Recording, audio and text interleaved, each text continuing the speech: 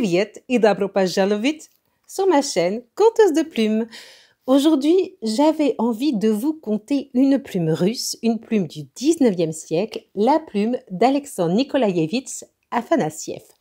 Alors, cet auteur, en fait, est un collectionneur de contes, comme le fut Charles Perrault en France ou les frères Grimm en Allemagne. Il a donc collecté tous les contes oraux du folklore russe pour les réécrire, et quelle ne fut pas sa tâche, puisqu'il a quand même publié 600 contes, ce qui constitue la plus grosse collection du genre au monde.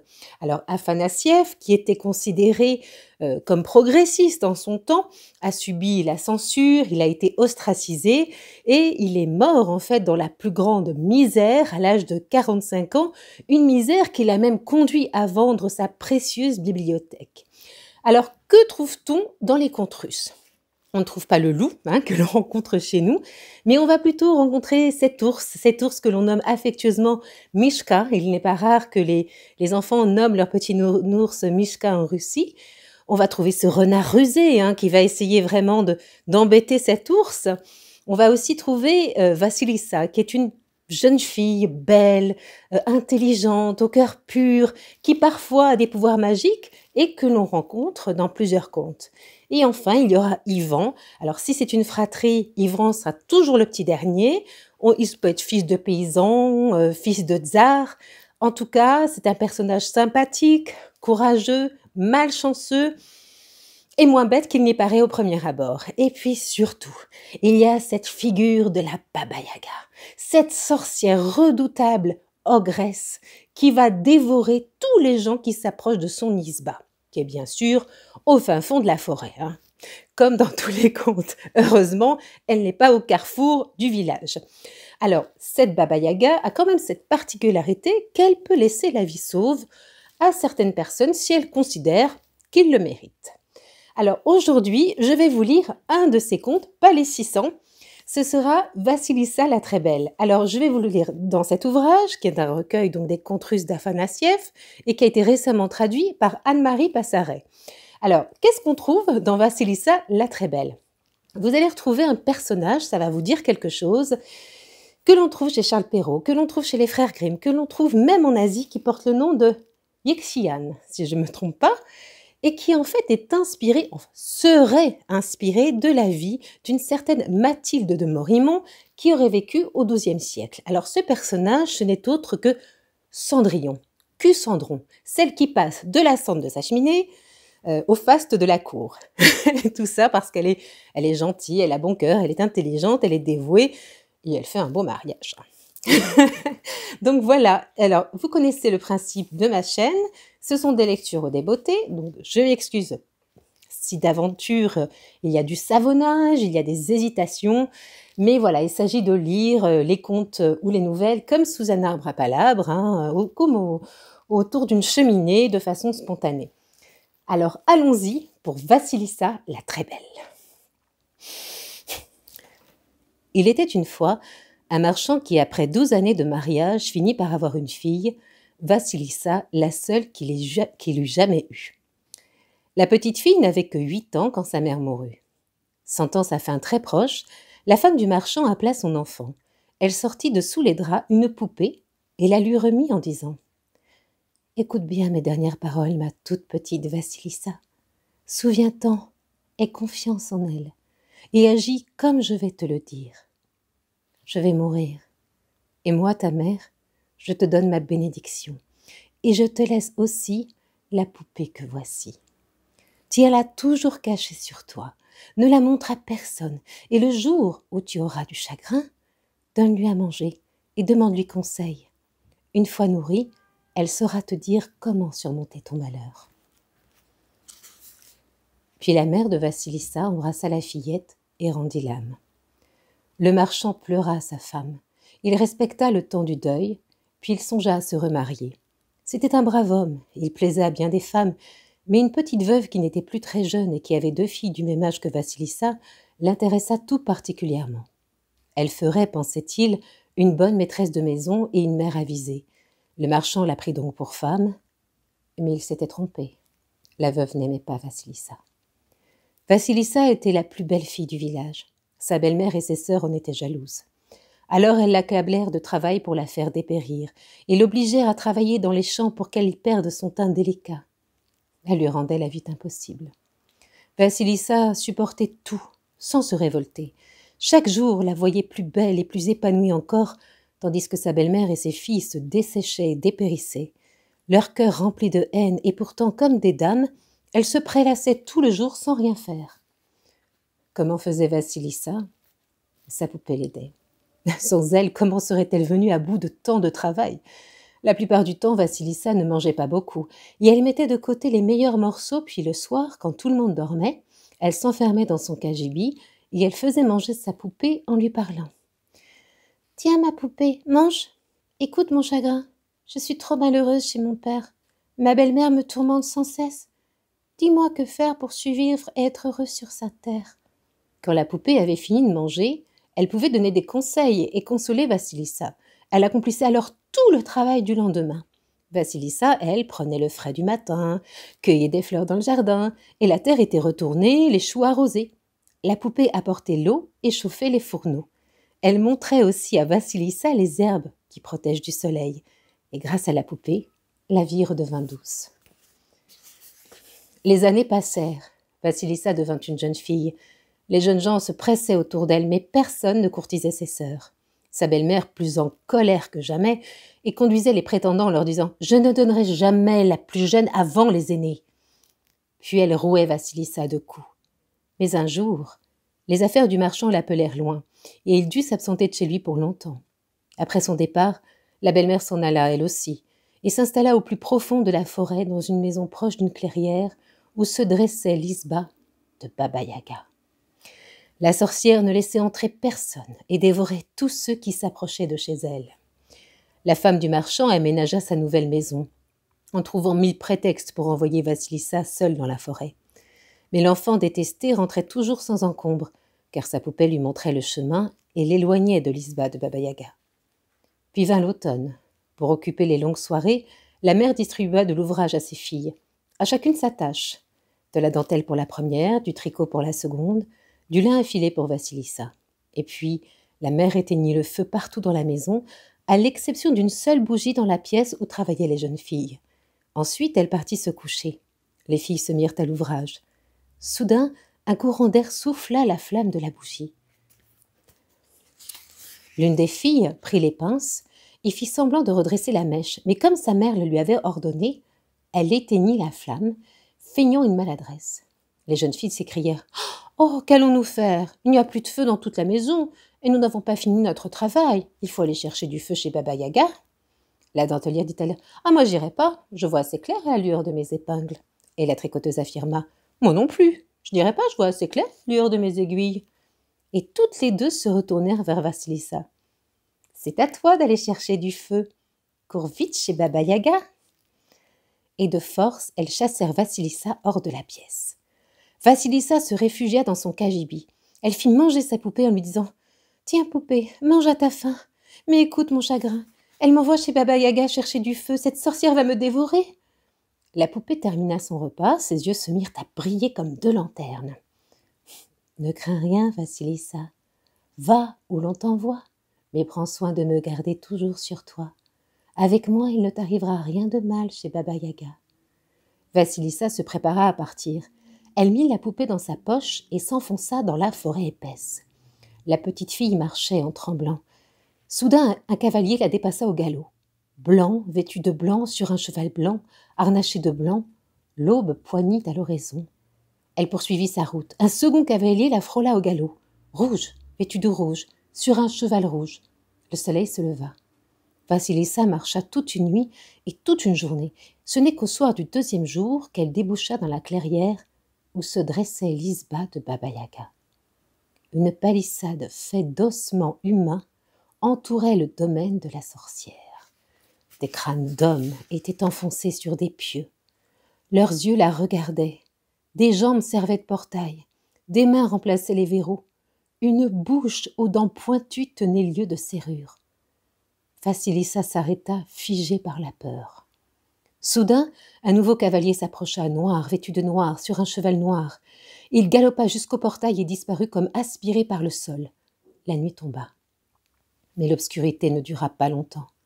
Les yeux de tous les crânes accrochés à la palissade se mirent à briller, et la clairière s'illumina comme en plein jour. Vasilissa était terrifiée, mais comme elle ne savait pas où s'enfuir, elle resta sur place, aux portes du domaine de Baba-Yaga. Bientôt la forêt retentit d'un bruit effrayant. Les arbres craquaient, les feuilles mortes crépitaient. Baba-Yaga surgit de la forêt. Un mortier pour tout équipage. Elle avançait en s'appuyant sur un pilon dont elle effaçait la trace avec un balai. Elle s'arrêta devant le portail, renifla l'air alentour et s'écria « Oh là, ça sent le russe ! Qui est là ?» Vasilissa s'approcha de la vieille femme, plus morte que vive, et s'inclina très bas devant elle. « Babouchka, c'est moi, Vasilissa. Les filles de ma belle-mère m'envoient te demander du feu. »« Ah oui, je les connais. Bon, tu vas t'installer ici, tu travailleras pour moi. Et ensuite seulement je te donnerai du feu. Mais attention, si tu ne le fais pas, je te mangerai. » Puis elle se tourna vers les portes et poussa un grand cri. « Oh, solide verrou, déverrouillez-vous et à mon portail, ouvre-toi !» Alors les battants tournèrent sur leurs gonds pour laisser entrer Baba-Yaga. Vasilissa la suivit. La vieille siffla et tout se referma comme avant. La sorcière entra dans la pièce, s'étira et ordonna à Vasilissa. « Apporte-moi ce que tu trouveras dans le poêle. J'ai faim !» La jeune fille se saisit d'une loutine, un brandon qu'elle alluma à la flamme des crânes. Elle trouva dans le poêle les mets demandés. Il y avait la quantité de poids, de quoi nourrir 10 hommes, de la cave. Elle remonta du kvass, du miel, de la bière, du vin. La vieille mangea tout, la vieille but tout. Elle ne laissa à Vasilissa qu'un tout petit peu de soupe, un crouton de pain et un minuscule morceau de lard. Puis Baba-Yaga alla se coucher en disant « En mon absence demain, fais bien attention. Nettoie la cour, balaie l'isba, prépare le repas, range le linge, puis va prendre dans le coffre à grains le quart du blé et trie les grains. Fais bien tout faire, sinon je ne ferai de toi qu'une bouchée. » Après avoir donné ses ordres, Baba-Yaga se mit à ronfler. Vasilissa déposa les restes du repas de la veille devant sa poupée et fondit en larmes. « Tiens, poupée, mange à ta faim. Mais écoute mon chagrin. Baba-Yaga m'a confié un travail bien dur et si je ne le fais pas, elle me mangera. » La poupée lui répondit « N'aie aucune crainte, Vasilissa. Finis ton dîner, fais tes prières et va dormir. On y voit plus clair le matin que le soir. » Vasilissa se réveilla de très bon matin. Mais Baba-Yaga était déjà levée. Elle regarda par la fenêtre. Sur la palissade, elle vit les crânes qui la fixaient. Soudain, leurs yeux s'éteignirent. Le cavalier blanc passa furtivement, le jour se leva. La vieille était déjà dans la cour. Elle siffla. Le mortier, le pilon, le balai se placèrent devant elle. Le cavalier rouge passa. Le soleil apparut. Baba-Yaga monta dans le mortier, sortit de son domaine. Elle avançait en s'appuyant sur un pilon dont elle effaçait la trace avec son balai. Vasilissa, demeurée seule, fit le tour de l'isba de Baba-Yaga. Elle était pleine à craquer. Vasilissa se découragea. Il y avait tant à faire et par où commencer? Mais elle constata vite que le travail était déjà fait. La poupée débarrassait le blé des derniers mauvais grains. Vasilissa la remercia. « Tu es toujours là pour me protéger. Tu m'as vraiment sauvée de tous les périls qui me menaçaient. »« Il ne te reste que le repas à préparer. Cuisine un plat exquis et repose-toi bien. » Et la poupée alla se cacher dans la poche de Vasilissa. Le soir venu, la petite fille mit le couvert et attendit le retour de Baba-Yaga. L'obscurité s'épaissit, la silhouette du cavalier noir se découpa au portail et la nuit tomba. Les yeux des crânes s'allumèrent. Les arbres craquèrent, les feuilles mortes crépitèrent. Baba-Yaga rentrait. Vasilissa sortit à sa rencontre. « Tout est prêt ?» demanda la vieille. « Regarde toi-même, Babouchka, je t'en prie. » Baba-Yaga inspecta tout, bien dépitée de n'avoir rien à redire. « C'est bon ?» Puis elle s'écria « Fidèle serviteur, ami de mon cœur, allez moudre mon grain !» 3 paires de mains firent leur apparition, prirent le blé, l'emportèrent. Baba-Yaga s'empiffra et alla se coucher après avoir donné ses ordres à Vassilissa. « Demain, tu feras la même chose qu'aujourd'hui, mais prends aussi du pavot dans le coffre. Tu nettoieras chaque graine, car vois-tu, quelqu'un par malveillance a versé de la terre dessus. » La vieille se tut, se tourna vers le mur et se mit à ronfler. Vassilissa donna à manger à sa poupée comme la veille, celle-ci lui dit « Fais ta prière et dors, on y voit plus clair le matin que le soir. Tout sera fait demain, ma petite Vassilissa. » Le lendemain matin, Baba-Yaga quitta son domaine dans son mortier. Dans la journée, Vassilissa et sa poupée vinrent à bout de l'ouvrage. Le soir, la vieille vérifia le travail et s'écria « Fidèle serviteur, ami de mon cœur, pressez l'huile de pavot. » 3 paires de mains apparurent, prirent le pavot, l'emportèrent. Baba-Yaga se mit à table. Pendant qu'elle mangeait, Vassilissa restait debout près d'elle en silence. La sorcière lui demanda « Qu'as-tu à ne rien me dire, à demeurer muette comme tu le fais ?»« Je n'ose pas, mais si tu le permets, j'aimerais te poser quelques questions. »« Interroge-moi comme tu le veux, mais souviens-toi que toute question n'est pas bonne à poser. On vieillit vite à trop savoir. »« Je veux seulement t'interroger sur ce que j'ai vu, Babouchka. En venant chez toi, un cavalier blanc, vêtu de blanc, sur un cheval blanc qui m'a dépassé en chemin. Qui est-ce ? » ?»« C'est mon jour lumineux. » Ensuite, un cavalier rouge est passé, vêtu de rouge. Qui est-ce ? C'est mon soleil vermeil. Et le cavalier noir qui m'a attrapé devant tes portes, Babouchka ? Il est ma nuit profonde. Et tous 3 sont mes fidèles serviteurs. Vassilissa se souvint des 3 paires de mains, mais elle n'en parla pas. Tu ne poses plus de questions ? Cela me suffit. Tu m'as dit toi-même, Babouchka, que l'on vieillit à trop savoir. Ah, tu fais bien d'interroger sur ce que tu as vu dehors et non dans mon domaine. Je n'aime pas qu'on s'occupe de mes affaires, que chacun balaie à sa porte. Les trop curieux, je les dévore. C'est à mon tour de te poser une question. Comment arrives-tu à accomplir tout le travail que je te donne ? Grâce à la bénédiction de ma mère. Ah ! Va-t'en de chez moi, fille bénie ! Ceux qui ont été bénis n'ont rien à faire chez moi. Elle traîna Vassilissa dehors, la poussa au-delà de son portail, puis elle prit un crâne de la palissade, un crâne aux yeux de feu, et l'enfilant sur un bâton, elle le tendit à la jeune fille. « Tiens, prends du feu pour les filles de ta belle-mère. Après tout, c'est pour ça qu'elle t'a envoyé ici. » Vassilissa s'enfuit à toutes jambes, retrouva son chemin à la lueur du crâne. Au lever du jour, la lumière s'éteignit, et au soir du 2e jour, elle parvint à la porte de sa maison. Comme elle était arrivée, elle allait jeter le crâne, et elle se dit « On n'a sûrement plus besoin de feu à la maison. » Mais une voix sourde s'en échappa. « Ne me jette pas, apporte-moi ta belle-mère. » Elle regarda la maison. Aucune fenêtre n'était allumée. Elle décida d'entrer avec le crâne. Pour la première fois, on l'accueillit aimablement. Depuis qu'elle était partie, il n'y avait pas eu de feu dans la maison. Pas moyen, ici même, de battre le briquet. Et quand les voisins venaient proposer leurs bougies allumées, sitôt le seuil franchi, la flamme s'éteignait. Sa belle-mère lui dit en la voyant « Oh, sait-on jamais, ton feu à toi tiendra peut-être. » Quand on posa le crâne à l'intérieur, ses yeux se fixèrent sur la belle-mère et sur ses filles, sans se détourner. Des brasiers. Elles voulurent se cacher, elles essayèrent de fuir ce regard, mais les yeux les suivaient et les rattrapaient partout. Au matin, elle n'était plus que cendre. Vassilissa seule avait survécu. Quand il fit grand jour, Vassilissa enterra le crâne, ferma la maison à double tour et partit pour la ville. Là, elle demanda le gîte à une vieille femme sans enfant, qu'elle connaissait, pourrait attendre le retour de son père. Un jour, elle dit à la vieille femme « Je m'ennuie à ne rien faire, Babouchka. Va donc m'acheter du lin de la meilleure qualité, au moins je pourrai filer. » La vieille femme lui acheta le lin, le plus beau qu'elle put trouver. Vassilissa se mit à l'ouvrage. Elle s'anima en travaillant et reprit des forces. Le travail était doux, régulier. Le lin glissait comme un fin cheveu. Elle fila beaucoup. Il fallait maintenant tisser, mais aucun métier ne convenait au fil délicat de Vassilissa. Personne ne voulait s'y risquer. La jeune fille demanda alors que faire à sa poupée.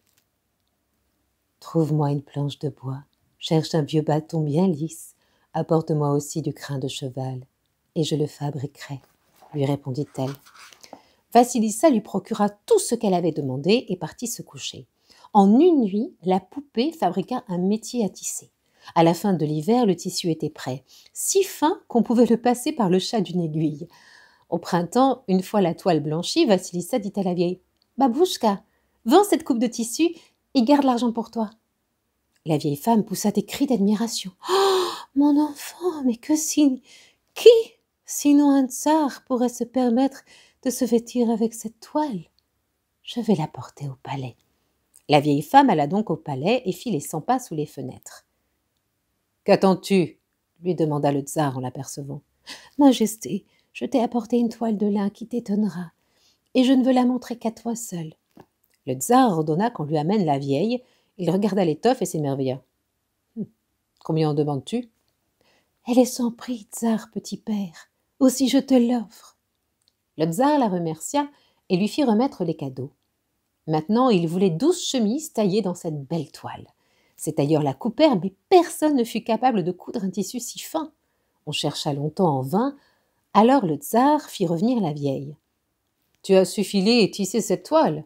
Tu sauras m'en faire des chemises. »« Oh, ce n'est pas moi, Seigneur, qui ai filé ce tissé. C'est le travail de l'enfant que j'ai adopté, une jeune fille. » « Eh bien qu'elle se mette à l'ouvrage. » La vieille femme revint chez elle et rapporta les paroles du tsar à Vassilissa. « C'est bien à moi en effet que revient ce travail, » lui dit la jeune fille. Elle s'enferma alors dans une pièce et se mit à coudre. Elle y mit tout son cœur et bientôt elle termina la 12aine de chemises. Quand vint le moment pour la vieille de les apporter au roi, Vassilissa se lava, se peigna, s'habilla et l'accompagna au palais.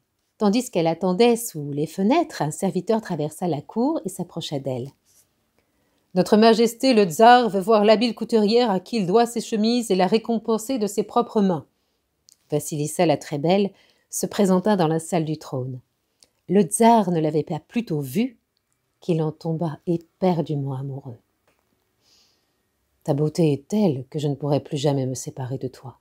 Je t'en prie, sois ma femme. » Le tsar prit les blanches mains de Vassilissa, il la fit asseoir à ses côtés et on célébra la noce. Peu de temps après, le père de Vassilissa revint.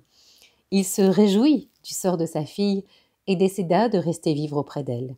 Vassilissa prit sous son toit la vieille femme qu'il avait recueillie et jusqu'à la fin de sa vie, elle garda la poupée cachée dans sa poche.